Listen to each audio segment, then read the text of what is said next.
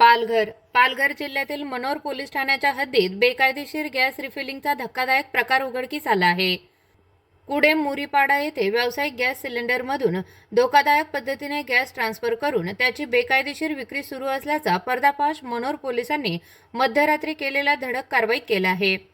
18 जुलै रोजी रात्री 12:30 वाजण्याच्या सुमारास मनोर पोलिसांनी कुडे मुरीपाडा येथील एका पत्र्याच्या शेडवर छापा टाकला।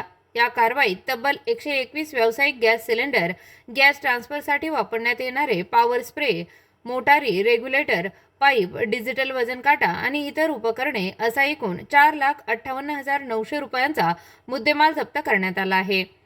छाप्यात गो गॅस कंपनीचे 80 तर भारत गॅस कंपनीचे 41 सिलेंडर आढळून आले। कोणतीही अधिकृत परवानगी तसेच आवश्यक सुरक्षा व्यवस्था नसताना एका सिलेंडरमधून दुसऱ्या सिलेंडरमध्ये गॅस भरण्याची काम सुरू असल्याचे पोलीस तपासात समोर आले आहे।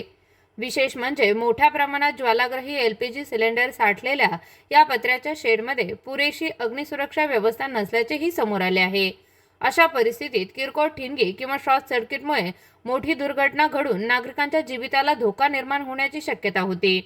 या प्रकरणी चेतन मोरेश्वर सातवी राहणार कुडे मुरीपाडा यांच्यासह त्यांच्या इतर साथीदारांविरोधात मनोर पोलीस ठाण्यात विविध कायद्यानुसार गुन्हा दाखल करण्यात आला आहे।